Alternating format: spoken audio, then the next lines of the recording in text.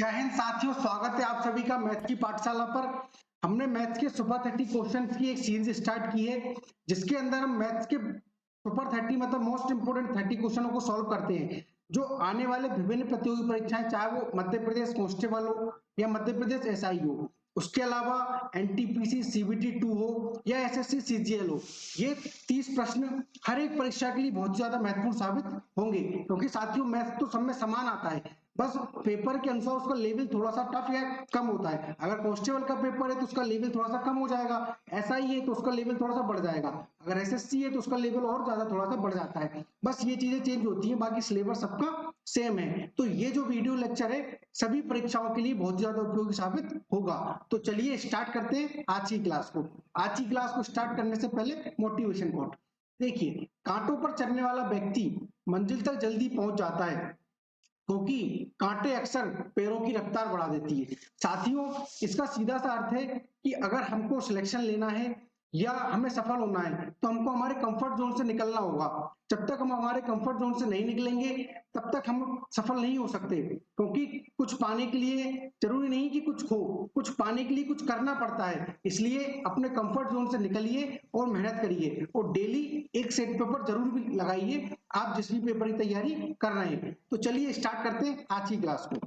देखिए, पिछली क्लास में जो मैंने होमवर्क दिया था वो क्वेश्चंस मैंने लास्ट में लिए हैं। पहले हम क्वेश्चन को सॉल्व करेंगे, उसके बाद जो पिछली क्लास के होमवर्क थे उनको हम लास्ट में सॉल्व करेंगे। तो चलिए स्टार्ट करते हैं। देखिए, अधिकतम आकार के एक गोले को 4 सेंटीमीटर की भुजा वाले एक घन के अंदर बनाया जाता है। भाई, अधिकतम आकार का एक गोला, उसको एक घन के अंदर, भाई घन जैसा होता है, ये घन है, ठीक है। इसके अंदर क्या हुआ है, एक अधिकतम आकार का गोला बनाया गया है। देखिए, इसको इस तरह समझिए कि अगर आपके पास एक फुटबॉल है, ठीक है, फुटबॉल है, उसको आपको एक डब्बे के अंदर पैक करना है, एक कार्डबोर्ड जो आता है खोखा, उसके अंदर आपको रखना है। तो सिंपल यही चीज वो पूछ रहा है। तो इसके अंदर क्या किया उसने, क्या रख दिया, फुटबॉल को रख दिया, ठीक है, और इस गोले को रख दिया उन्होंने ना। ये गोला सबको क्या करेगा, इसकी भुजाओं को छुएगा। ये गोला थोड़ा सा सही नहीं बन रहा है, एक मिनट, थोड़ा सा इस तरह, मतलब ये गोले सारी भुजाओं को क्या करेगा, छुएगा, मतलब टच करेगा, ठीक है। अब गोले की सतह और घन के बीच के स्थान का आयतन कितना होगा। तो वैसे ये जो जगह है, ये वाली, ये जो जगह बच रही है, वो क्या बोल रहा है, इसका आयतन पूछ रहा है। क्या कर रहा है, इसका आयतन पूछ रहा है। और सवाल में हमें क्या दिया है, इस घन का क्या दिया है, एक भुजा की लंबाई दी है 4 सेंटीमीटर। देखिए, अधिकतम आकार के गोले को 4 सेंटीमीटर भुजा वाले, मतलब ए बराबर क्या दिया हमको, 4 सेंटीमीटर, किसकी, घन की भुजा की लंबाई। तो साथियों देखिए, अब ये जो पूरी है यहाँ तक कितनी है, 4 है। अगर मैं इसको आधा करूं, इसको यहाँ से आधा करूं, तो ये कितना हो जाएगा, आप बोलेंगे 2, तो ये 2 हो जाएगा। तो कहीं ना कहीं ये यहाँ से लेकर कितनी हो जाएगी इसकी, 2, और ये क्या हो जाएगी, आर के बराबर। आर क्या हो जाएगी, इसकी त्रिज्या हो जाएगी, सिंपल। अब घन का आयतन हमको पता है क्या होता है, ए क्यू होता है कि नहीं होता, तो निकालिए। ए क्यू मतलब 4 की पावर 3, कितना हो जाएगा, 64। हुआ कि नहीं हुआ। अब देखिए, इस गोले की हमको क्या पता चल गई, त्रिज्या पता चल गई। तो देखिए भाई, ये घन है पूरा, उसके अंदर गोला रखा हुआ है, तो इस घन के आयतन में से इस गोले का आयतन को अगर मैं माइनस कर दूं तो जो जगह बचेगी वही तो हमारा क्या होगा, बची हुई जगह का आयतन, बस सिंपल। अब मैं गोले के आयतन की बात करूं तो गोले का आयतन होता है 4/3 पाई आर क्यू, होता है कि नहीं होता, बस। अब लेकिन देखिए, यहाँ पर सवाल में उसने कंडीशन दी है, पाई का मान ना तो आपको 22/7 लेना है, ना ही 3 दशमलव जो होता है वो नहीं लेना। यहाँ पे दिया है कि पाई बराबर क्या लेवे, 3.0 ले। तो सिंपल सी बात है, हमको पाई का मान क्या लेना है, 3 लेना है। हमको अपने मन से नहीं लेना है कि इसका मान हम 22/7 ले लें, या जो पाई का मान होता है 3.143 वो ले लें, नहीं। यहाँ पर हमको पाई का मान क्या लेना है, 3 लेना है। तो देखिए, 4/3 मल्टीप्लाई 3, और आर क्यू मतलब क्या है, 2, 2 इंटू 2। देखिए, 3 से 3 गए, 4 दूनी 8, सॉरी 2 दूनी 4, 4 दूनी 8, 8 चौको 32। तो ये जो है कितना आ गया, 32। तो 32 क्या आ गया हमारे पास, गोले का आयतन। 64 हमारे पास घन का आयतन है, 32 गोले का आयतन, बस माइनस कर दीजिए। 64 माइनस क्या हो जाएगा, 32, तो क्या हो जाएगा, ये भी 32। तो 32 सेंटीमीटर क्या हो जाएगा, क्यू हमारा आंसर, बची हुई जगह का। सिंपल, हमने घन का आयतन निकाला, गोले का आयतन निकाला, घन के आयतन में से गोले के आयतन को हमने माइनस कर दिया, हमको आंसर मिल गया। चलिए नेक्स्ट क्वेश्चन पर चलते हैं। देखिए, एक शहर में 20% आबादी कॉफी पसंद करती है, 50% आबादी चाय पसंद करती है, 15% आबादी कॉफी और चाय दोनों पसंद करती है। साथ ही ये वेन डायग्राम वाला क्वेश्चन है, ये आपने जब परसेंटेज सॉल्व किया होगा तो वहां जरूर पढ़ा होगा, वेन डायग्राम का क्वेश्चन बनता है। देखिए अब क्या यहाँ पे कॉफी है, ठीक है, और यहाँ पे क्या चाय है, ठीक है। अब क्या दिया है यहाँ पे, 15% जो आबादी है वो चाय और कॉफी दोनों पसंद करती है, तो जो बीच में आता है वो दोनों के लिए आता है। भाई अगर 2 का दिया है 2, 3 का दिया तो 3। आजकल क्या हो रहा है, जो वेन डायग्राम वाले क्वेश्चन बन रहे हैं वो 3 पर बन रहे हैं कि 3 वैल्यू दे देता है, उनके बीच में समान होता है। ऐसा क्वेश्चन हम आगे की क्लासों में जरूर सॉल्व करेंगे, या इसके लिए मैं एक अलग से लेक्चर बना दूंगा कि 3 वाले जो वेन डायग्राम बनता है उसमें कितने क्वेश्चन बन सकते हैं। यहाँ पर देखिए अब हमको दिया है कि एक शहर में 20% कॉफी, भाई कॉफी पी रहे हैं 20%, ठीक है, लेकिन 15 यहाँ पर होगा तो यहाँ कितना बचेगा 5%, सिंपल। चाय पी रहे हैं हमारे पास 50%, ठीक है, 15 यहाँ पे 50 तो कितना बचेगा 35%, क्योंकि चाय को डिनोट कर रहा है, ये कॉफी को डिनोट कर रहा है, सिंपल। अब देखिए क्या दिया है कि कितने प्रतिशत लोग कॉफी या चाय को पसंद करें, सिंपल। हमसे ये पूछ रहा है कि कितने प्रतिशत लोग कॉफी या चाय को पसंद करें, तो देखिए यहाँ पे 5 कॉफी 35 तो कितना हो जाएगा 40, और 15 ये कितना हो गया 55, तो 55% ऑप्शन नंबर बी हो जाएगा हमारा आंसर, कि 55% व्यक्ति ऐसे हैं जो चाय और कॉफी दोनों को पसंद करते हैं। ऐसे देखिए, ऐसा समझिए, मान चलिए आपके घर पे 3 दोस्त आए, ठीक है, तो उनमें से एक बोला कि मैं चाय पीऊंगा, मैं कॉफी पीऊंगा, या तो उसमें क्या बोला, या देखो या दिया है ना, हमें वो व्यक्तियों को बताना या तो चाय पसंद हो किसी को या कॉफी पसंद हो। भाई ऐसा भी हो सकता है कोई व्यक्ति जिनको दोनों पसंद हो, तो इन सबको क्या कर देंगे, ऐड कर देंगे। चलिए नेक्स्ट क्वेश्चन पर चलते हैं। देखिए दो संख्याओं को लघुत्तम समावर्तक 495 तथा महत्तम समावर्तक 5 है, यदि उन संख्याओं का योग 10 हो तो संख्याओं के बीच का अंतर ज्ञात कीजिए। संख्याओं के बीच का अंतर क्या करना है, हमको ज्ञात करना है। तो देखिए हम जानते हैं कि अगर किसी संख्या के महत्तम समावर्तक को, किसी संख्या के महत्तम समावर्तक को उस संख्या के अनुपात में या किसी में गुणा करें तो हमको वो वास्तविक संख्याएं मिल जाती हैं। तो हम मान लेते हैं कि संख्या ए और बी है अनुपात में, तो वो संख्या क्या हो जाएगी 5a 5b, वो दो संख्या हमने क्या मान ली 5a और 5b। अब देखिए हम जानते हैं क्या होता है, एलसीएम मल्टीप्लाई एचसीएफ बराबर पहली संख्या मल्टीप्लाई दूसरी संख्या, ये फॉर्मूला हमने पढ़ा हुआ है, बस देखिए लगा दीजिए। अब एलसीएम कितना है हमारे पास 495 और एचसीएफ कितना है 5, तो देखिए 5 से 5 गया, ये 5 से 5 नाम 45, 5 नाम 45, तो ए मल्टीप्लाई क्या आ गया हमारे पास 99, ठीक है। आगे पढ़िए, यदि उन संख्याओं का योग, यदि उन संख्याएं कितनी है हमारे पास 5a plus 5b is equal to कितना दिया है हमारे पास 100 दिया है, 5 कॉमन ले लीजिए तो क्या हो जाएगा a प्लस बी बराबर 20, ये क्या आ गया हमारे पास योग आ गया। देखिए ए बी बराबर आ गया 99, ए प्लस बी बराबर आ गया 20। अब देखिए यहाँ से आप इस सवाल को दो तरीकों से कर सकते हो, या तो इन दोनों इक्वेशन की सहायता से आप ए और बी का मान निकालिए, यहाँ से ए बराबर निकालिए 99 अपॉन बी यहाँ रखिए फिर उससे निकालिए। तो साथियों ऐसा करने पर ये सवाल बहुत ज्यादा कॉम्प्लिकेटेड हो जाएगा और कैलकुलेशन बहुत ज्यादा बढ़ जाएगी, है ना।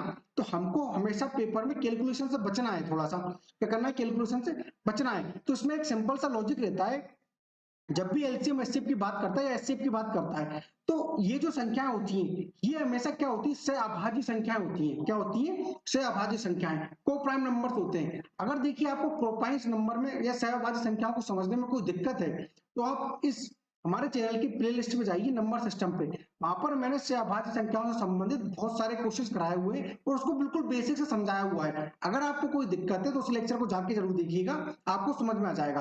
अब मैं बस इतना था बता देता हूँ, सहअभाज्य संख्या वह संख्या होती है जिनका एचसीएफ हमेशा क्या हो एक हो, हमेशा एचसीएफ क्या हो वो एक हो, तो वो सहअभाज्य संख्या कहलाती है। तो अब देखिए अब इस ए बी को उन दो सहअभाज्य संख्याओं में गुणा करिए जिनको गुणा करने पर 90 नहीं आए, तो ऐसी दो ही संख्याएं होंगी, एक होगी 11 एक होगी 9, 11 9 99, तो ये क्या हो जाएगी दो, और ये दोनों क्या है सहअभाज्य संख्याएं, सॉरी अभाज्य संख्याएं, सॉरी सहअभाज्य संख्या नहीं मैंने गलत बोल दिया, अभाज्य संख्याएं प्राइम नंबर्स, प्राइम नंबर्स होना चाहिए, वो सहअभाज्य संख्या गलत हो गया, वो स्पीड में निकल गया, अभाज्य संख्या होना चाहिए, क्या होना चाहिए अभाज्य संख्या है, ठीक है। अब देखिए अब a प्लस बी इन दोनों का जोड़ कितना होना चाहिए 20, देखिए 11 और 9 इनको अगर मैं करूंगा जोड़ूंगा तो क्या हो जाएगा इनका हो जाएगा हमें 20 प्राप्त हो जाएगा, बस सिंपल। अब क्या कर दीजिए अब बस रख दीजिए, देखिए 5 है, a का मान कुछ भी मान लीजिए तो क्या हो जाएगा 11 इंटू 5 और 5 इंटू 9, तो ये आ गया 55, ये आ गया 45। अब हमसे पूछा है तो संख्याओं के बीच का अंतर क्या, तो इन दोनों संख्याओं के बीच का अंतर क्या हो जाएगा 10, तो ऑप्शन नंबर सी क्या हो जाएगा हमारा आंसर। तो 10 क्या हो जाएगा इसका आंसर। अब देखिए ये तो था इसका बेसिक, लेकिन इस सवाल को आप देख के बिना पेन उठाए भी इस सवाल का आंसर दे सकते थे। अगर मान के चलिए यहाँ पर ये जो देखिए इसमें क्या नन ऑफ दिस दिया है, तो आप इसका डायरेक्ट नहीं दे सकते आंसर। मान के चलिए इस ऑप्शन की जगह दिया होता 11 या कोई और संख्या दी होती, ठीक है, तो आप इसका आंसर देखिए बिना पेन उठाए कैसे देते।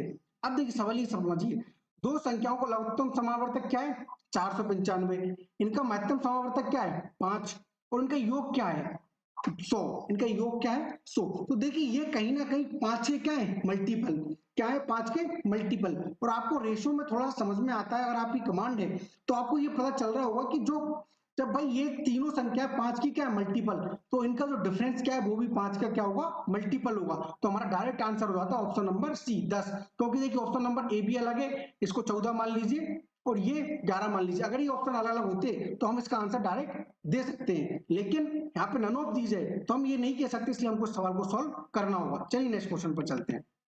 देखिए अब देखिए थोड़ा सवाल ये मिसप्रिंट है, यहाँ पे क्या बार है, क्या है 7.31 पर बार, इसको भिन्न में बदलें। देखिए अब अगर किसी भी संख्या के ऊपर बार होता है तो उसका मतलब क्या होता है, वो संख्या क्या लिखी है बार बार, मतलब बहुत बार लिखी हुई है, कहां तक अनंत तक, इसका मतलब क्या होता है बार। अब इस सवाल को देखिए, अगर किसी संख्या के ऊपर जैसे 32 के ऊपर बार लिखा है तो इसको भिन्न के रूप में बदलना है तो क्या करते हैं हम 32 जितनी संख्याओं के बार है उतने 9 का लगा देते हैं, नीचे लगा देते हैं। इसका बेसिक कंसेप्ट थोड़ा सा अलग होता है, उसको हम कभी समझेंगे कि 9 से ही भाग क्यों देते हैं। भाई ये तो मैंने बता दिया 9 से भाग दे देते हैं, लेकिन 9 से ही क्यों भाग देते हैं जब हम इसको डिटेल में पढ़ेंगे फ्रैक्शन में तब हम उसको समझेंगे। यहाँ केवल हम प्रैक्टिस के उद्देश्य से क्वेश्चन को सॉल्व कर रहे हैं, इसलिए हम इतने डिटेल में नहीं जाएंगे।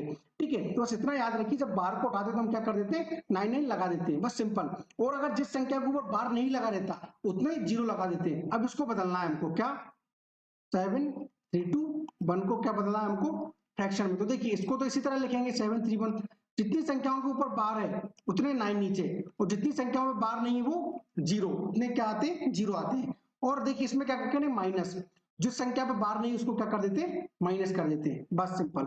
सॉल्व कर लीजिए, ये हो जाएगा 724/990। देखिए सिंप्लीफाई कर दीजिए, इसको 2 से काट दीजिए, 2 3 6, 2 चौको 12, सॉरी अरे 2 छंग 12, और ये 2, ये 4 बार, ये 9 बार 5, 262। जो ये हो जाएगा ऑप्शन नंबर ए क्या हो जाएगा हमारा आंसर। सिंपल याद रखिएगा, जितनी संख्याओं पे बार है उतने 9 आएंगे, जितनी संख्याओं पे बार नहीं है उतने 0 आते हैं, और जिस पे बार नहीं है उसको कुछ संख्या में इसका कर देते हैं माइनस कर देते हैं। चलिए देखिए ये भी इस तरह क्वेश्चन है, ये भी थोड़ा सा मिसप्रिंट हो गया, यहाँ पे बार आएगा और उसमें यहाँ 3 पे बार है। ठीक है, अब ज्यादातर सवाल में इस तरह के क्वेश्चन पूछ रहा है वो, ये जो क्वेश्चन ये थोड़ा पैटर्न पुराना हो गया है, पहले बहुत सवाल आते थे इस पर, लेकिन अब नया पैटर्न पे इस पर सवाल आ रहे हैं, तो ये तो और उससे ज्यादा सिंपल रहता है सॉल्व करना। देखिए जो भी संख्याएं लिखी है उनको 3 4 बार लिख दीजिए, जैसे 31 है, क्या हो रहा है इसमें 31 ही रिपीट हो रहा है बार बार। ठीक है, और यहाँ पर क्या देख रहे हैं 112.2, 3 3 3 3 3 3, ये क्या हो रहा है रिपीट हो रहा है, बस सिंपल इनका मान निकालना है तो प्लस कर दीजिए, पीछे से देखिए हो जाएगा 6 4 6 4 6 4, ये कितना हो गया 5.132, तो 231 दशमलव क्या हो जाएगा इसका 546 में बार, 46 में बार, क्योंकि 4646 बार बार क्या हो रहा है रिपीट हो रहा है। तो देखिए यहाँ पे इस सवाल में यहाँ पे बार था, तो इसका आंसर क्या हो जाएगा ऑप्शन नंबर 1। ये थोड़ा सा टाइपिंग मिस्टेक हो गई थी, आगे से हम टाइपिंग मिस्टेक को बहुत कम करेंगे, ध्यान रखेंगे उसका, है ना। तो ये क्या हो जाएगा ए वाला आंसर हो जाएगा, क्योंकि इसमें 46 पे बार है। चलिए नेक्स्ट क्वेश्चन पर चलते हैं। देखिए एक व्यापारी किसी वस्तु के विक्रय मूल्य को दुगना कर देता है। भाई कोई व्यापारी है, उसकी कॉस्ट प्राइस है और सेलिंग प्राइस है, ठीक कर देता है। शुरुआती लाभ 20% के रूप में दिया जाता है। विक्रय मूल्य दुगना करने के बाद नया लाभ प्रतिशत ज्ञात कीजिए। देखिए कोई व्यापारी है, वो किसी वस्तु के विक्रय मूल्य को दुगना कर रहा है, लेकिन दुगना करने से वो क्या कह रहा है कि शुरुआती लाभ 20% है। तो मान के चलिए कोई वस्तु का क्रय मूल्य 100 रुपए हमने मान लिया, और उसका विक्रय मूल्य लाभ हो रहा है 20%, तो 100 का 20% 20, मतलब वो उसको कितने में बेच रहा है 120 में बेचा है। सीधी बात, हमने माना कि किसी वस्तु का कॉस्ट प्राइस या क्रय मूल्य कितना 100 है, वो उस पर 20% लाभ कमा रहा है, तो वो वस्तु क्या हो गई 120 की वो बेच रहा है। लेकिन देखिए अब वो क्या बोला, एक व्यापारी किसी वस्तु के विक्रय मूल्य को दुगना कर देता है। शुरुआती लाभ 20% शुरुआती लाभ हो गया, विक्रय मूल्य दुगना करने के बाद क्या बोला, विक्रय मूल्य दुगना करने के बाद नया लाभ। भाई क्रय मूल्य था 100 रुपए, विक्रय मूल्य हो गया 120 रुपए। विक्रय मूल्य को क्या कर रहा है वो दुगना, क्या कर रहा है दुगना, तो क्या हो जाएगा ये 240, क्या होगा 240। तो वो पूछ रहा है विक्रय मूल्य को दुगना करने के बाद नया लाभ प्रतिशत क्या होगा। भाई पहले वो वस्तु को बेचा था 100 में, अब वो बेच रहा है 240 में, तो सिंपल लाभ कितना का हो जाएगा 140%। ऑप्शन नंबर क्या हो जाएगा हमारा डी इसका आंसर। ऐसे नहीं है समझ में, देखिए 100 की वस्तु को कितने में बेच रहा है 240 में, कितना ज्यादा बेच रहा है 140, किस पे 100 पे, मल्टीप्लाई 100, तो ये जीरो से दो जीरो गई तो क्या आ गया 140%। तो ऑप्शन नंबर डी क्या हो जाएगा हमारा आंसर, सिंपल। चलिए नेक्स्ट क्वेश्चन पर चलते हैं। देखिए वह छोटी से छोटी पूर्ण वर्ग संख्या ज्ञात कीजिए जो 2, 3, 4, 5 व 6 में से प्रत्येक से पूरी तरह विभाजित हो जाए। हमको वह छोटी छोटी कौन संख्या ज्ञात करना है पूर्ण वर्ग। तो देखिए साथियों इसका आंसर आप डायरेक्ट देखकर दे सकते हो ऑप्शन नंबर 3। अब ऐसा क्यों दे सकते हैं देखिए मैं बताऊंगा आपको। पहले देखिए जब भी इस तरह का क्वेश्चन आता है तो उसको हम किस तरह सॉल्व करते हैं कि भाई वह छोटी से छोटी संख्या ज्ञात करना है कि जो इन संख्याओं से पूरी तरह विभाजित हो जाए। ठीक है, तो इन संख्याओं से कोई भी संख्या विभाजित कब होगी उसका एलसीएम। एलसीएम का मतलब भी होता है लोएस्ट कॉमन मल्टीपल, वह क्या कहलाता है वह संख्या कहलाती है। तो इनका एलसीएम निकाली देखिए 2, 3, 4, 5 व 6, तो इसका एलसीएम आएगा हमारे पास 60। ठीक है 60। अब इस 60 से ये वाली संख्या एक विभाजित होना चाहिए, देखिए 1800/60, तो ये भी 60 से विभाजित है, वो एक्शन नंबर ए हो सकता है। लेकिन देखिए सवाल में उसमें क्या बोला है पूर्ण वर्ग, वे संख्या क्या होना चाहिए पूर्ण वर्ग। अब देखिए 800 में भाग देकर देखेंगे हम। ठीक है भाग 800 में तो जाता नहीं है इसका। ठीक है सॉरी चला जाएगा 800 में भाग, इसका नहीं जाएगा 800 में भाग नहीं जाएगा, तो ये तो होगा ही नहीं और इसमें भी नहीं जाएगा। तो ये दो संख्या बची एक 1800 और ये 900/60, इसमें भी भाग चला जाएगा। भाई 6 कम 6, 3 बचे 6 पंजे 30, तो भाग चला गया। तो अब इसका आंसर क्या होगा 1800 होगा या 900 होगा। आप बोलेंगे क्या हो जाएगा इसका आंसर 900, क्योंकि 900 क्या है एक पूर्ण वर्ग संख्या है और उसने क्या बोला है वह छोटी पूर्ण वर्ग संख्या, वह छोटी पूर्ण वर्ग संख्या, ये क्या है छोटी है इसलिए आंसर हो जाएगा। अब देखिए इसका आंसर मैंने देख के सवाल में क्यों दे दिया था। देखिए जैसे ही मैंने सवाल को पढ़ा तो मैंने आंसर में देखा कि भाई वो पूछ रहा है हमसे पूर्ण वर्ग संख्या है, क्या पूछ रहा है सवाल में पूर्ण वर्ग संख्या है, और पूर्ण वर्ग संख्या एक ही था ऑप्शन नंबर 3, इसलिए मैंने इसका आंसर बता दिया था कि आंसर क्या हो जाएगा 900। अगर मान के चलिए इसमें यहाँ पे दिया होता कोई एक और ऑप्शन दिया होता 3600, तो भी इसका आंसर क्या हो जाता 900, क्योंकि उसने बोला छोटी पूर्ण वर्ग संख्या। भाई 3600 भी पूर्ण वर्ग संख्या है और ये पूर्ण वर्ग है, लेकिन 900 क्या है छोटी है, हमको छोटी बताना है। मान के चलिए यहाँ पे कहीं हो जाता एक हो जाता जैसे 400 हो जाता, 400 क्या है एक पूर्ण वर्ग है 20 का, लेकिन हम इसमें 60 से भाग दे के देखते 60 का भाग जा रहा है कि इसमें नहीं जा रहा, तो ये आंसर नहीं होता। ये वाली बात आपको समझ में आ गई होगी। चलिए नेक्स्ट क्वेश्चन पर चलते हैं। देखिए जब किसी संख्याओं को 114 से भाग दिया जाता है तो 23 शेष बचता है। यदि उस संख्या को 19 से भाग दिया जाए तो कितना शेष बचेगा।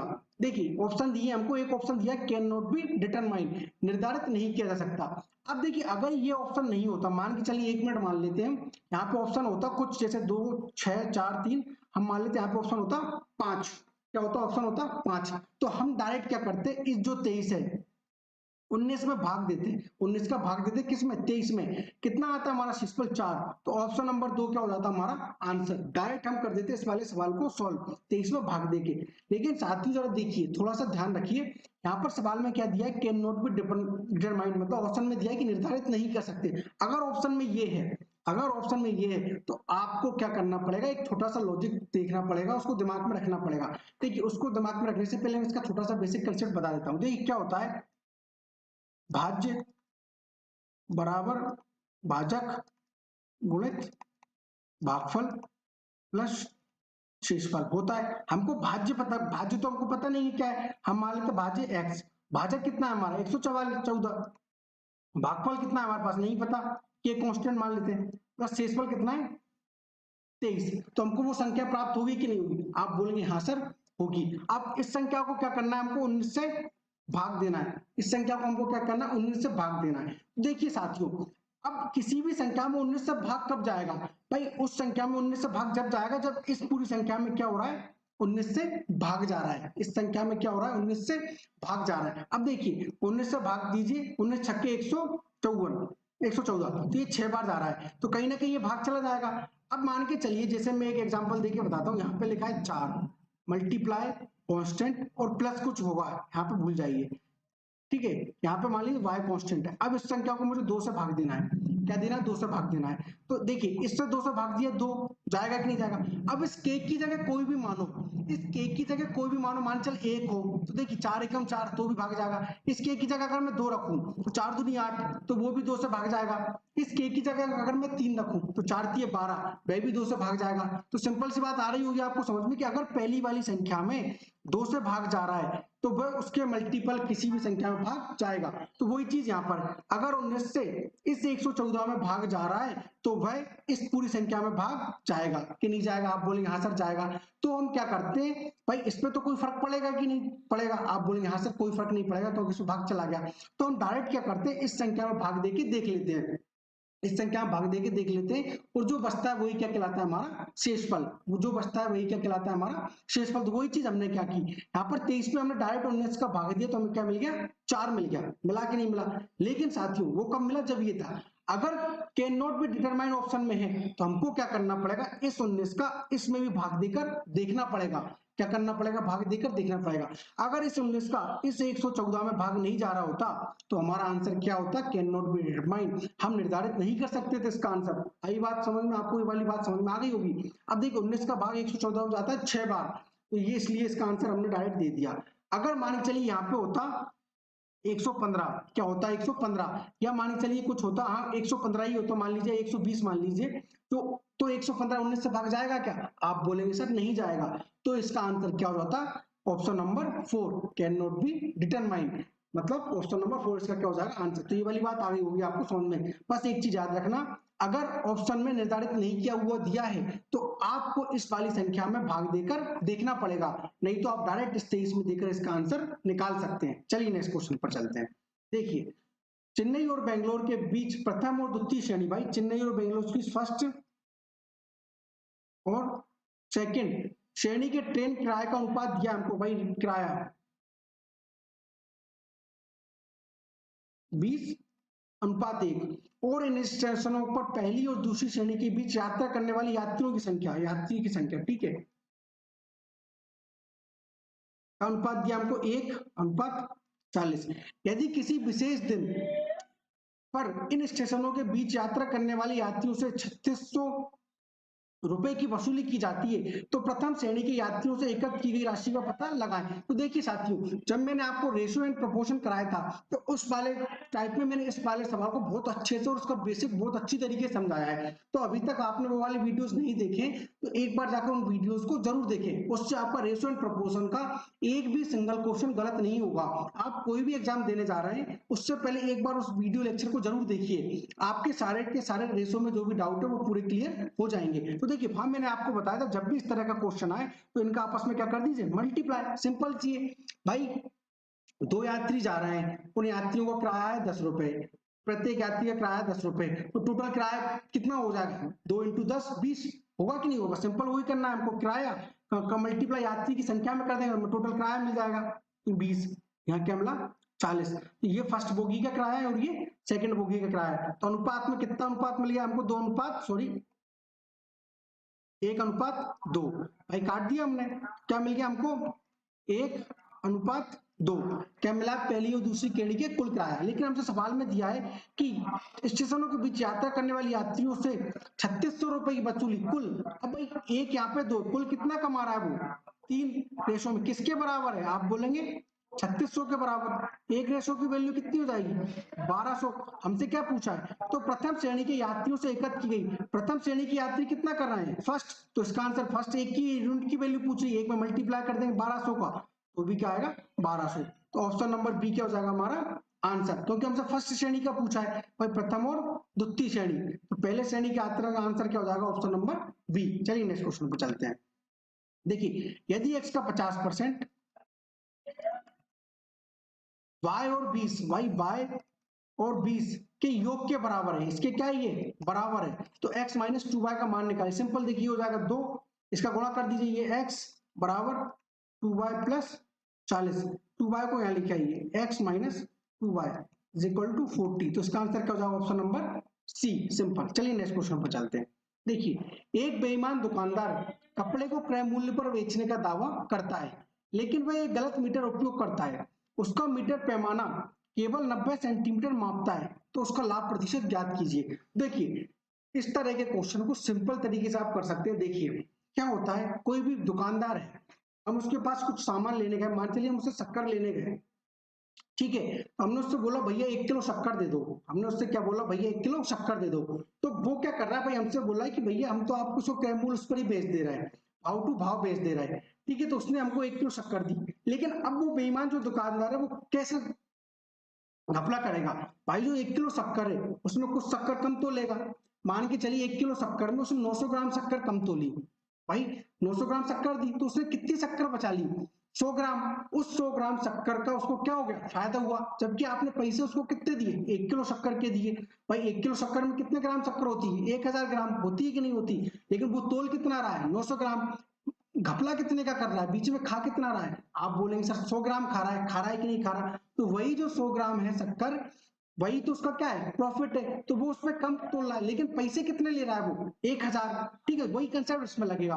तो देखिए जब भी इस तरह का क्वेश्चन आए तो सबसे अच्छी तरीका है इसको लिखिए एसपी अपॉन सीपी, विक्रय मूल्य अपॉन कॉस्ट प्राइस। अब देखिए लेकिन भाई एक गलत मीटर का उपयोग करके उसका मीटर पैमाना 90 सेंटीमीटर मापता है, 90 सेंटीमीटर, जबकि 1 सेंटीमीटर कितना होता है, 100 सेंटीमीटर होते हैं, 100 सेंटीमीटर होता है कि नहीं होते, तो वो 100 सेंटीमीटर की जगह कितना नाप रहा है, 90। पैसे कितने का ले रहा है, 100 का ले रहा है कि नहीं ले रहा, लेकिन बेच कितना रहा है, बेच रहा है 90, तो उसका जो 90 है वो तो उसका क्रय मूल्य होगा, होगा कि नहीं होगा, तो 90, और सेलिंग प्राइस कितनी हो जाएगी, 100। ये वाली बात आई कि नहीं समझ में, देखिए फिर से समझिए, मैंने क्या बोला, अगर भाई वो 90 सेंटीमीटर पैमाना माप रहा है तो वो कहीं ना कहीं कितना बेच रहा है, 100 सेंटीमीटर बेच रहा है कि नहीं बेच रहा, लेकिन 90 जो उसकी क्रय मूल्य है उतना तो उसका 90 ही रहा होगा ना, उसकी प्राइस, वो घपला कितने का कर रहा है, उस 10 का कर रहा है, क्योंकि 100 चीज है उसकी, 100 में उसको बेच रहा है, हम 100 का पैसा दे के आ रहे हैं लेकिन कीमत कितना ला रहा है, 90, सिंपल है। देखिए 90 की चीज कॉस्ट प्राइस कितने बेच रहा है, 100 का,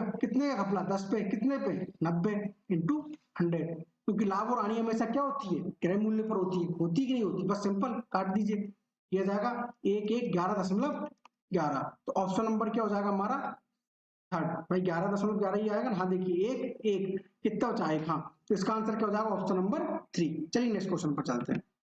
देखिए पहले 2 वर्षों की ब्याज की दर, देखिए इस क्वेश्चन को हम 2 तरीके से कर सकते हैं, पहले मैं आपको उसका डायरेक्ट मेथड बताता हूँ, फिर इसका मैं बेसिक बताऊंगा। देखिए साधारण ब्याज क्या कहता है, सिंपल इंटरेस्ट क्या होता है, P into R into T upon 100, होता है कि नहीं होता, तो भाई जो साधारण ब्याज है 1 वर्ष के लिए वो हमेशा रेट और टाइम के क्या होता है, मल्टीपल पर डिपेंड करता है, भाई रेट और टाइम के क्या करता है, मल्टीपल पे डिपेंड करता है। तो देखिए अगर पहला वर्ष है, फर्स्ट ईयर, 2 वर्षों के लिए ब्याज की दर 3% प्रति दर है, तो 3 दूनी 6%, पहले वर्ष के लिए उसने कितना परसेंट ब्याज दिया, 6%, समझिए इसको, अगले 3 वर्षों के लिए, तो दूसरे अगले मतलब दूसरी बार अगले 3 वर्षों के लिए 8 प्रति वर्ष, 8, तो 3 वर्षों के लिए 8 दिया 24, कितना उसने दिया 24%, और 5 साल से अधिक की अवधि के लिए 10% प्रति वर्ष है, भाई 5 साल से जैसे ही आगे बढ़ा उसने रेट कितनी कर दी, 10% कर दी, कितनी रेट कर दी, 10%। अगर किसी आदमी को 1520 6 साल के लिए, देखिए 5 वर्ष से ज्यादा के लिए कितना कर रहा है, 10% कर रहा है, लेकिन 6 साल के लिए उसने ब्याज लिया, देखिए ये 2 और 3, 5 तो दे चुका था, 1 साल बचा, तो अगले बार के लिए कितना हो गया, 10%, ठीक है, 1 साल के लिए साधारण ब्याज के रूप में मिलते हैं, तो उन्हें कितने पैसे मिले, तो कुल मिलाकर उसने इतने परसेंट रुपए दिए, देखिए हो जाएगा 0.4, मतलब उसने 5 सालों में 40% की दर से क्या किया, उसने पैसे इन्वेस्ट किए, मतलब 40% के रूप में उसे क्या मिलेगा, ब्याज मिलेगा, तो वही 40% इस 1520 के तो बराबर होगा कि नहीं होगा, आप बोलेंगे हाँ सर होगा, तो 1% बराबर हो जाएगा 1520, ठीक है, और हमको 100% की वैल्यू चाहिए, ठीक है, देख सॉरी 1 मिनट, 1% बराबर होगा 1520/40, होगा कि नहीं होगा, हमको चाहिए 100% की वैल्यू, क्या हो जाएगा 1520/40 मल्टीप्लाई 100, बस सॉल्व कर लीजिए, देखिए 0 से 1 0 गया, 4 दिए 12, ठीक है, कितना 3 बजे 4 8 32, हो जाएगा 3800, ठीक है, और एक 2 जीरो की 2 जीरो, तो ऑप्शन नंबर क्या हो जाएगा हमारा डी आंसर, 3800 क्या हो जाएगा हमारा आंसर। देखिए जो अपना चक्रवर्ती बोल रहा हूं मैं, जो अपना साधारण ब्याज है वो टोटल और टेटल कुल और निभा के परसेंटेज है, पूरा परसेंटेज, अगर आपने चैप्टर अच्छे से पढ़ रखा है तो आप ये मान के चलिए कि साधारण ब्याज आपको सॉल्व करना बहुत ज्यादा आसान हो जाएगा। ठीक है, तो आप इस तरह उनको परसेंट निकालकर उसको सॉल्व कर सकते हैं। अगर ये वाली बात आपको समझ में नहीं आ रही है तो मैं आपको देखिए इसका बेसिक बता देता हूँ। देखिए बेसिक क्या होगा, हम जानते हैं साधारण ब्याज होता है पी आर टी बाई 100, होता है कि नहीं होता।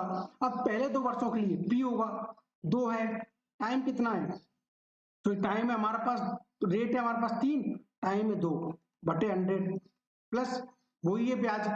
फिर अपने पास 3 वर्ष है, 8% है बटे 100 प्लस 5 साल से अधिक के लिए पी 10% 1 साल के लिए बटे 100 और ब्याज कितना आ रहा है 1520। साथियों आप इसको सॉल्व करेंगे तो भी क्या आएगा हमारा आंसर, ऑप्शन नंबर डी 3800 रुपए ही आएगा। लेकिन देखिए इतना इसको सॉल्व करना थोड़ा कॉम्प्लिकेटेड, मतलब कैलकुलेशन बड़ी कॉम्प्लिकेटेड तो नहीं है, आसान है, हो जाएगा, डायरेक्ट हो जाएगा। लेकिन देखिए आप देखिए 3 दूनी 6, देखिए यहाँ पे आया 6, ठीक है, 8 3 24, ये आया 24 और 10, देखिए 30 और 10 40, 40 आ रहा है कि नहीं आ रहा, तो यही 40 तो हमने वहां डायरेक्ट लिख दिया था, तो केवल उसको परसेंट में बदलना है, सिंपल। और जब मैं आपको ये वाले मेथड में अगर आपको दिक्कत आती है तो आप मुझे कमेंट करके बताइए, मैं साधारण ब्याज को परसेंट से किस तरह कर सकते हैं उसको सॉल्व करना आपको सिखा दूंगा। चलिए नेक्स्ट क्वेश्चन पर चलते हैं। देखिए किसी आयताकार मैदान की लंबाई, भाई कोई आयताकार मैदान है, उसकी लंबाई और चौड़ाई के मध्य क्रमशः 5:2 का अनुपात है। यदि उस मैदान का परिमाप 238 है तो मैदान की लंबाई, सिंपल है, इसको 2x मान लीजिए, इसको 5x। आयत का परिमाप क्या होता है 2, लंबाई प्लस चौड़ाई, होता है कि नहीं होता, हो जाएगा 2, हो जाएगा 5x प्लस 2x बराबर कितना दिया है 238, दिया है कि नहीं दिया। भाई साहब मेंसुरेशन को बस केवल और केवल अगर आपको फॉर्मूले याद है तो मान के चलिए आपका जो क्षेत्रमिति के क्वेश्चन एक भी सिंगल क्वेश्चन गलत नहीं होगा, पूरा फॉर्मूले बेस देता है ना। काट दीजिए, देखिए 1 1 9, 5 और 2 7x बराबर 119, x बराबर 7 एकम 7, 4 बचा 7 7 49, x बराबर क्या आ गया 17। क्या पूछा तुम मैदान की लंबाई, लंबाई कितनी थी 5x, तो 5 इंटू 17, 17 पंजे 85, ऑप्शन नंबर डी क्या हो जाएगा हमारा आंसर, सिंपल। चलिए नेक्स्ट क्वेश्चन पर चलते हैं। देखिए यदि a प्लस बी बराबर 11 और ए बी बराबर 15 है तो ये ए स्क्वायर प्लस बी स्क्वायर का मान हमको बताना है। तो सिंपल देखिए इसमें क्या लगेगा, एल प्लस बी का होल स्क्वायर बराबर फॉर्मूला लगा दीजिए, तो क्या होता है A square plus B square plus 2ab, होता है कि नहीं। ए प्लस बी का मान दिया हमको 11 का स्क्वायर बराबर ए स्क्वायर प्लस बी स्क्वायर का क्या चाहिए हमको मान चाहिए 2 इंटू ए बी का मान दिया हमको 15, देखिए 11 का हो जाएगा 121, 15 दूनी 30, 30 यहाँ पर आएंगे, ये क्या हो जाएगा ए स्क्वायर प्लस बी स्क्वायर, ये क्या बचा 1, 12 में 3 गए तो 9, तो 91 क्या हो जाएगा इसका आंसर, ऑप्शन नंबर बी क्या हो जाएगा इसका आंसर। चलिए नेक्स्ट क्वेश्चन पर चलते हैं। देखिए दी गई आकृति में ओ वृत्त का केंद्र, ये जो ओ है, सॉरी एक बार मैं पेन चेंज कर लेता हूँ उसका इंक। देखिए ये जो यहाँ पे क्या है वृत्त का केंद्र ओ, वृत्त का केंद्र है, यदि कोण ये वाला एंगल, ठीक है, डायग्राम आपको सही से शो नहीं हो रहा होगा, ये हमको दिया है P, ये दिया है Q, ये दिया है R, ये है O, ये है 64 डिग्री, ये वाला कोण दिया हमको 64 डिग्री, ठीक है। तो कोण OP ये वाला एंगल क्या कर रहा है हमसे पूछ रहा है, ये वाले एंगल का मान क्या कर रहा है हमसे पूछ रहा है। तो देखिए सिंपल क्या करना है हमको दिया है यदि कोण PRQ बराबर 64 डिग्री हो तो एंगल OPQ का मान हमसे पूछा है। तो देखिए साथियों एक सिंपल सा लॉजिक है कि ये वृत्त के जीवा से वृत्त के केंद्र पर बनने वाला कोण और उसी वृत्त की जीवा से उसकी परिधि पर बनने वाले कोण से क्या होता है दुगना, अगर ये x है ये वाला क्या हो जाएगा 2x, आई वाली बात समझ में, ये थीटा है ये क्या हो जाएगा 2 थीटा, सिंपल आ रहा है कि नहीं। मान के चलिए ये हमारा 30 डिग्री, ये क्या हो जाएगा हमारा 60 डिग्री, ये क्या कहता है ज्यामिति का एक नियम कहता है। तो देखिए साथियों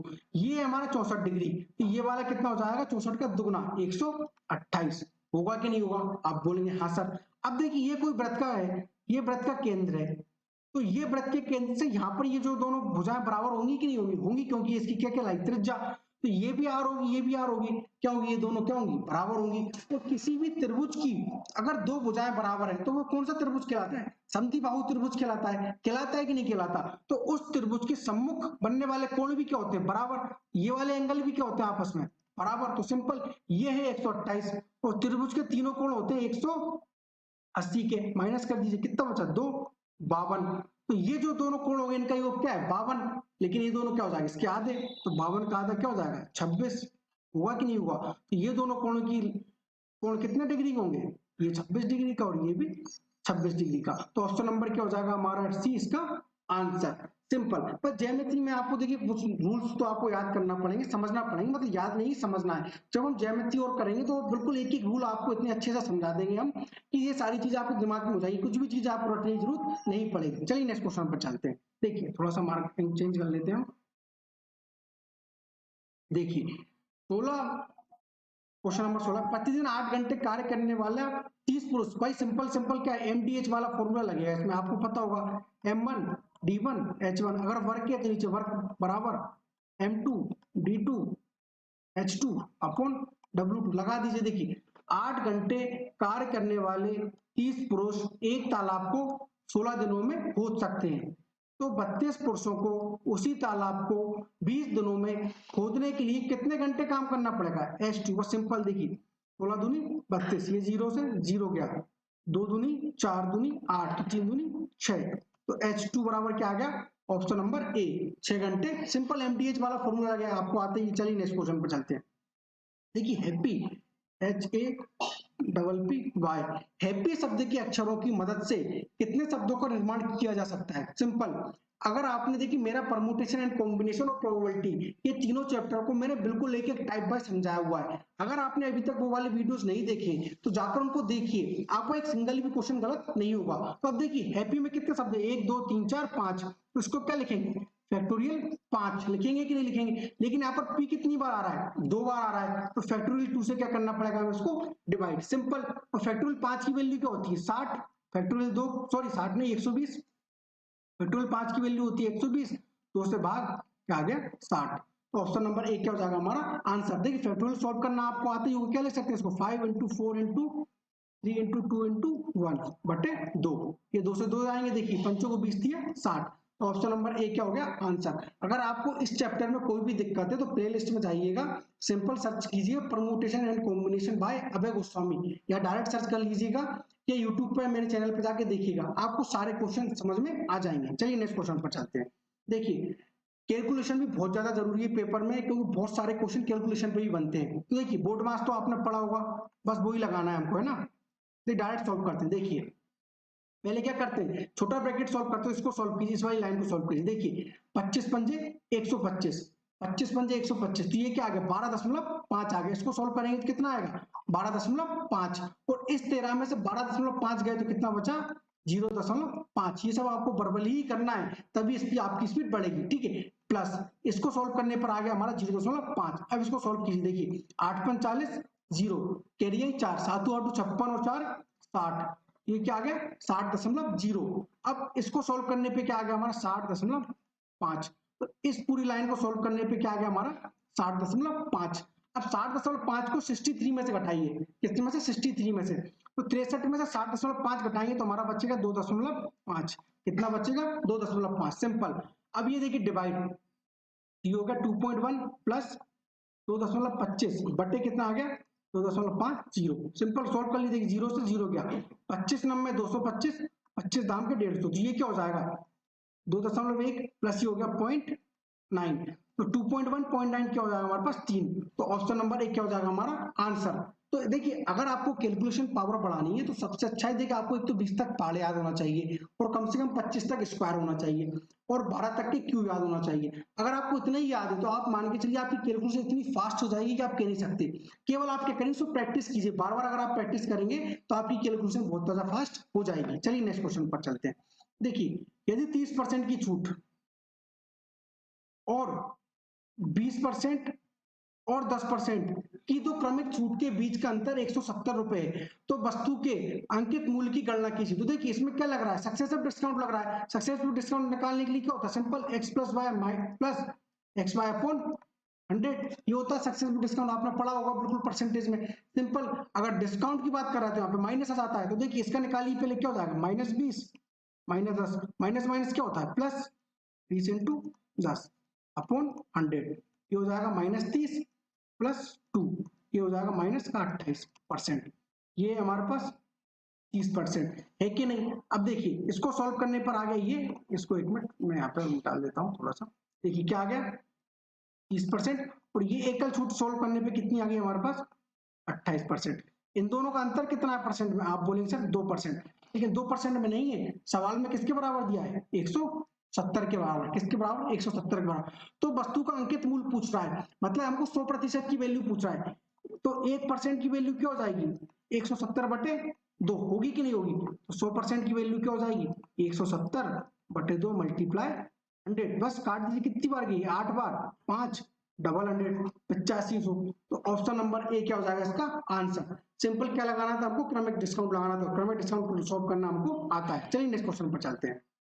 देखिए यदि x बराबर ये दिया हमको, दिया है x बराबर 4y+5, और हमसे इस वैल्यू के मान पूछ रहा है, क्या मान बताइए। तो देखिए यहाँ पर x और 2y क्या है, चर हैं, क्या है दो चर हैं। तो देखिए दो चरों को सॉल्व करने के लिए हमको दो इक्वेशन की जरूरत पड़ेगी, तब जाके हम इसका मान सॉल्व कर पाएंगे, नहीं तो हम इसका सॉल्व नहीं कर सकते भाई। अगर हमारे पास x और y है, दो x और y चर हैं, अगर हम इसको सॉल्व करना है तो हमको क्या चाहिए, हमको क्या करना पड़ेगा, हमको दो इक्वेशन की जरूरत पड़ेगी इसको सॉल्व करने के लिए। लेकिन यहाँ पर हमको देखिए एक ही इक्वेशन दी है, अब इस एक इक्वेशन को दिया है सॉल्व करना, तो इसको सॉल्व करना थोड़ा सा आसान नहीं होगा। तो आप क्या करिए, एक लॉजिक लगाइए, इस सवाल में क्या करिए y बराबर 0 रख दीजिए। क्या रख दीजिए y बराबर, आप x बराबर 0 रख सकते हैं, लेकिन आप क्या करिए y बराबर 0 रखिए तो बहुत आसान हो जाएगा। जब इसमें हम y बराबर 0 रखेंगे तो x, ये तो 0 हो गया, x बराबर क्या आ गया 5 आ गया, क्या आ गया 5 आया। अब इसे 5 का मान यहाँ पे रख दीजिए, देखिए x क्यूब, तो 5 का क्यूब कितना हो जाएगा 125, माइनस ये y बराबर 0 तो ये भी 0 हो गया, इधर y बराबर 0 ये भी 0 हो गया, और माइनस 125, 125 में 125 के क्या आ गया हमारा 0, क्या आ गया हमारा आंसर आ गया। तो साथियों इस तरह के क्वेश्चन को आप इस तरह सॉल्व कर सकते हो। नहीं तो अगर आप इसको देखिए बेसिक कंसेप्ट से करते हैं तो क्या होता है x बराबर 4y+5, अगर आप उसको बेसिक कंसेप्ट से करना होता तो हम क्या करते, x minus 4y is equal to 4। इधर दोनों का क्या करते हैं हमको क्यू, क्योंकि हमको क्या चाहिए सवाल में क्यू चाहिए, चाहिए कि नहीं, हम दोनों तरफ क्यू करते हैं। इसमें a माइनस बी की होल पावर 3 का क्या लगाते, फॉर्मूला लगाते, तो साथ ही उसका क्या होता, थोड़ी सी कैलकुलेशन बढ़ जाती। आप इसको घर पे करके देखिएगा, उसका आंसर भी आपको क्या आएगा 0 आएगा। नहीं तो इस तरह के सवालों में देखिए, जब मैं आपको एलजेब्रा पढ़ाऊंगा तो मैं आपको बताऊंगा इसका और अच्छे अच्छे क्वेश्चन मैं आपको सॉल्व कराऊंगा। नहीं तो हम प्रैक्टिस करेंगे तो उसमें भी मैं सारे क्वेश्चन लेके आता रहूंगा, तो आप उन क्वेश्चंस क्या हो जाएंगे यूज्ड टू हो जाएंगे। तो सिंपल, जब भी एक इक्वेशन है और उसमें दो चर दिए तो किसी भी एक को 0 बना लीजिए, तो आपका आंसर बहुत ज्यादा आसान हो जाएगा। ठीक है, आप इसको एक मानकर भी कर सकते थे, अगर आप एक मानते तो y x की वैल्यू क्या हो जाती 9 हो जाती। तो साथ ही देखिए यहाँ पे आपको 9 का क्यों करना पड़ता, तो हम इतनी बड़ा क्यों करें, हम उसको 0 मान लीजिए, यहाँ पे भी मानते हैं तो ये 64 आता, तो उसको भी सॉल्व करना पड़ता है कि नहीं करना पड़ता। तो इससे अच्छा है कि उसको हमने 0 माना। चलिए तो देखिए अब वहां से हम करते हैं जो पिछली क्लास में हमने दिए थे होमवर्क के क्वेश्चन, यहाँ से हम हमारे होमवर्क के क्वेश्चन लेने जा रहे हैं। देखिए 74 किलोमीटर प्रति घंटे की चाल से चल रही है एक रेलगाड़ी। भाई हम जानते हैं चाल बराबर क्या होता है, दूरी बटे समय। रेलगाड़ी 52 किलोमीटर प्रति घंटे की चाल से विपरीत दिशा में चल रही एक रेलगाड़ी वाई को, भाई ये कोई वाई है और एक रेलगाड़ी है, पहली वाली जा रही 74, देखिए चाल तो हमेशा क्या होती है जोड़ती है, तो इनको जोड़ दीजिए 74 और 52, चार तो हमेशा क्या होती है जोड़ती है, ये वाली बात आपको याद है, पता ही होगी आपको है ना। विपरीत दिशा से आ रही है, और जब भी देखिए दो रेलगाड़ी विपरीत दिशा में से आती है, जब भी दो रेलगाड़ी विपरीत दिशा में आती है तो इनकी लंबाई भी आपस में क्या होती है जुड़ती है। तो इसकी लंबाई हम मान लेते हैं x, और इसकी हमको दी है, तो दूरी क्या हो जाएगी इनकी x प्लस y। ठीक है, आ रही है एक दूसरी रेलगाड़ी 12 सेकंड में, क्या कर रहा है ये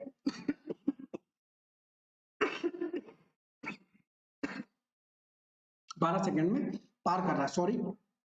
ठीक है, तो देखिए यदि रेलगाड़ी y की लंबाई x की लंबाई, देखिए इसको तो हम आधा बाद में, ये सवाल दो हिस्सों में, इसको हम बाद में पढ़ेंगे, यहाँ से निकालिए। अब देखिए चाल, इसको जोड़ दीजिए, ये हो जाएगा 6 7 और 5 12 126, लेकिन ये क्या है किलोमीटर में है, ये यहाँ पे दिया हमको सेकंड में, और सवाल में भी हमसे क्या पूछा है मीटर पूछा है, तो इसको मीटर प्रति सेकंड में बदलने से 5/18 से भाग दीजिए, तो हो जाएगा x plus y upon 12। Solve कीजिए, देखिए 6 18 6 दूनी 12, इसको काट दीजिए, ये कितनी बार गया 6 बार और 3 बार, ये 10 तो 630, कुछ गड़बड़ छोड़ी 4, तीचों को 12 और ये 2, ये क्या हो जाएगा 420 बराबर x प्लस वाई। तो x प्लस वाई बराबर क्या आ गया 420 आया, आया कि नहीं आया। अब देखिए सवाल में आगे पढ़िए, यदि रेलगाड़ी y की लंबाई x की लंबाई का 2/3 है, भाई ये जो x है इसकी लंबाई का 2/3 बराबर क्या है y की लंबाई, किसकी y की। याद है यदि रेलगाड़ी y की लंबाई रेलगाड़ी x की लंबाई से 2/3 है तो रेलगाड़ी y की लंबाई पूछिए। देखिए अब x इस y को यहाँ लाइए, y बराबर क्या आएगा 3/2, ये क्या आ गया अनुपात आ गया।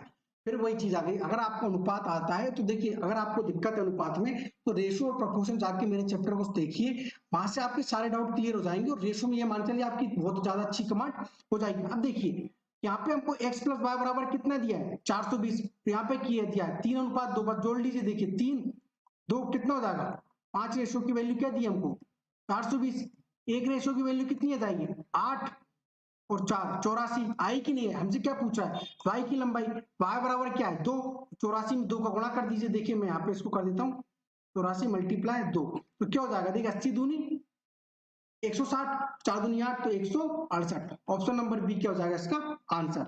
सिंपल भाई, ये वाली बात है समझ में, देखिए यहाँ तक तो आपको आई गया होगा समझ में। अब यहाँ पर सवाल में दिया है कि यदि रेलगाड़ी y की लंबाई x की लंबाई से 2/3 है तो x का 2/3 हो गया, बस यहाँ से सॉल्व किया हमें आंसर मिल गया। चलिए नेक्स्ट क्वेश्चन पर चलते हैं।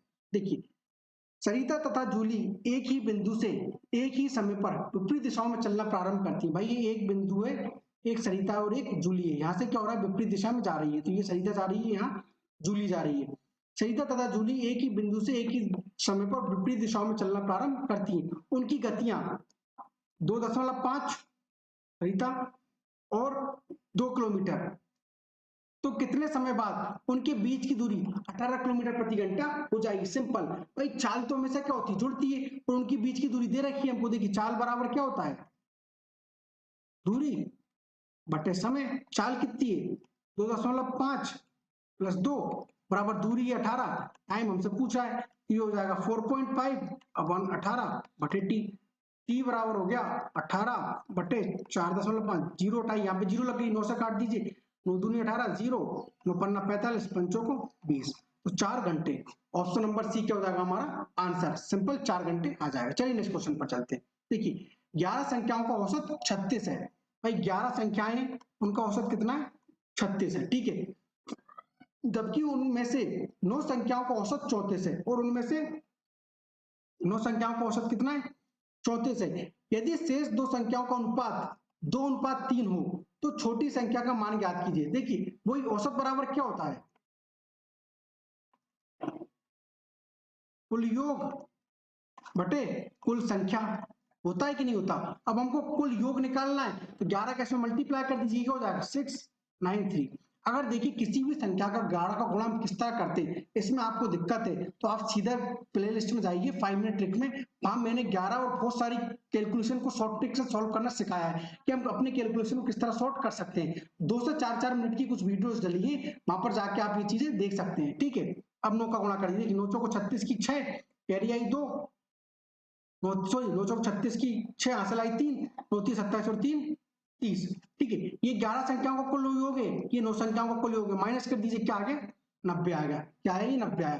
भाई देख 11 में से 9 का कितना बचा, 2 संख्याएं बची, बची कि नहीं बची, तो ये कहीं ना कहीं इन 2 संख्याओं का योग इसके बराबर होगा कि नहीं होगा। आप बोलेंगे हाँ सर ये होगा, लेकिन इन 2 संख्याओं का अनुपात हमको दिया है 2:5, क्या दिया है 2:3 कितना दिया है 90, लेकिन ये योग है तो इसको योग में बदल लिए, क्या हो जाएगा 5 रेशो बराबर क्या हो जाएगा 90, तो 1 रेशो बराबर 18 पंचे 90, तो 18, 1 रेशो की वैल्यू कितनी आ गई 18 आ गई। हमको क्या चाहिए तो छोटी संख्या का मान ज्ञात कीजिए, तो छोटी संख्या क्या है यहाँ पे 2, तो 18 दूनी 36, ऑप्शन नंबर ए क्या हो जाएगा हमारा आंसर। चलिए नेक्स्ट क्वेश्चन पर चलते हैं।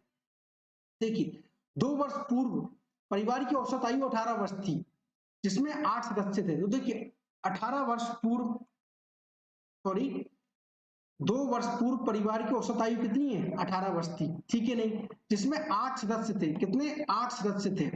एक बच्चे के जन्म हो जाने के बाद परिवार की वर्तमान आयु अभी भी समान है। बच्चे की वर्तमान आयु ज्ञात कीजिए, तो पहले ये निकालिए कि 2 वर्ष पूर्व परिवार की कुल आयु कितनी थी, कुल आयु कितनी थी 18 वर्ष थी, 8 सदस्य थे तो 18 का गुणा कर दीजिए, कितना आ जाएगा 144। ये क्या थी, 2 वर्ष पूर्ति कुल आयु, कुल आयु परिवार की कितनी थी 144। अब 2 वर्ष पूर्ति, लेकिन 2 वर्ष बाद मतलब वर्तमान में कितनी हो जाएगी, तो 2 और सदस्य कितने 8, 8 दूनी 16, तो 16। तो परिवार की वर्तमान आयु कितनी आ गई, आप बोलेंगे 160। परिवार की वर्तमान आयु कितनी थी 160। अब देखिए, लेकिन क्या हुआ, एक बच्चे का जन्म हुआ तो परिवार के सदस्य कितने हुए हैं, 9 हुए कि नहीं हुए, 9 सदस्य हो गए। एक बच्चे के जन्म हो जाने के बाद परिवार की वर्तमान आयु अभी भी समान है, जैसे ही बच्चे का जन्म हुआ सदस्य 9 हुए तो भी परिवार की वर्तमान आयु कितनी है, समान है, मतलब 18 ही है। 18 तो 18 नंबर में कितना हो जाएगा 162। हुआ कि नहीं हुआ, ये कितनी हो गई वर्तमान आयु, वही कुल योग। पहले परिवार की आयु थी 160, अभी हो गई 162। कितना अंतर आया, 2 का। और ये 2 का अंतर क्यों आया, जब बच्चे का जन्म हुआ तो बच्चे की आयु क्या हो जाएगी 2 वर्ष, तो इसका आंसर क्या हो जाएगा 2 वर्ष। चलिए चलते हैं नेक्स्ट क्वेश्चन पर। देखिए 13 सेंटीमीटर के एक बेलनाकार तार की लंबाई क्या है जो 21 सेंटीमीटर तांबे के गोले से खींचा जा सकता है। भाई हमको क्या करना है, एक गोला है हमारे पास और एक बेलन है, इस गोले से हमको क्या बनाना है, एक बेलन बनाना है। इस गोले से क्या करना है, हमको बेलन बनाना है, और उस बेलन की त्रिज्या कितनी होनी चाहिए 3 सेंटीमीटर, और गोले की त्रिज्या हमको दिए 21 सेंटीमीटर, दिए कि नहीं दिए। तो अब देखिए, अब गोले से हमको बेलन बनाना है तो कहीं ना कहीं उस गोले को पिघला कर ही तो हम बेलन बनाएंगे कि नहीं बनाएंगे, बिल्कुल बनाएंगे। और जो गोले से अगर हम बेलन बना रहे हैं तो गोले का आयतन और बेलन का आयतन बराबर होगा कि नहीं होगा, आप बोलेंगे हाँ सर होगा। तो गोले का आयतन क्या होता है 4/3 पाई आर क्यू, और बेलन का आयतन होता है हमारा 4 पाई आर, सॉरी 4 नहीं, पाई आर स्क्वायर एच। ये क्या होता है हमारे पास बेलन का आयतन, पाई आर स्क्वायर एच। ये आपस में क्या होगा, बराबर होगा, बस 4/3। पाई तो कांस्टेंट है, यहाँ पे हमको गोले का कितना दिया 21, ये 21 इंटू 21, गोले का क्या दिया हमको, देखिए 21 सेंटीमीटर दिए, बराबर पाई आर, इसका आर कितना दिया हमको 3 इंटू 3 बटे एच। अब देखिए पाई से पाई गया, 3 से ये 7 बार, ये 3 से ये वाला 7 बार, और 3 से ये वाला 7 बार, और 7 का क्यू होता है हमारा 343, मल्टीप्लाई कितना 4, बस गुणा कर दीजिए, 4 12 की। तो आप देखिए यूनिट डिजिट से ही कर सकते हैं, तो इसका आंसर क्या हो जाएगा 1372। आपको पूरा सॉल्व करने की जरूरत नहीं है, चाहो तो आप कर लीजिए। देखिए 4 12 की 2 हासिल आई 1, 4 चौको 16 और 1 17, हासिल आई 1, 4 12 और 1 13, तो 1372 सेंटीमीटर क्या हो जाएगा इसका आंसर। भाई कोशिश किया करिए सवाल को यूनिट डिजिट से भी सॉल्व करने के लिए। इसके देखिए चारों ऑप्शन क्या हैं, अलग अलग है, तो आप डायरेक्ट इसका आंसर अपन दे सकते थे यूनिट डिजिट 4 12 को सॉल्व करके। चलिए तो देखिए ये अब आपके लिए होमवर्क के क्वेश्चन है, इन सभी का आंसर आपको कमेंट बॉक्स में देना है, नहीं तो अगली क्लास में हम सभी क्वेश्चनों को सॉल्व करेंगे। देखिए ये 5 क्वेश्चन है आपको होमवर्क के लिए, देख लीजिए आप। और इन सभी क्वेश्चन की पीडीएफ मैं अपने टेलीग्राम चैनल मैथ्स बाय अभय गोस्वामी पर शेयर कर दूंगा, वहां से आप जाकर इसको डाउनलोड भी कर सकते हैं। वहां पर आप हमारे चैनल की, हमारी या किसी भी वीडियो की लिंक भी प्राप्त कर सकते हैं। और अगर आप हमारे चैनल पर नए हैं तो हमारे चैनल को शेयर भी कर सकते हैं और उसको सब्सक्राइब भी करें। मिलेंगे नेक्स्ट क्लास में, जब तक के लिए अपना ख्याल रखिए और हमेशा मुस्कुराते रहिए। जय हिंद।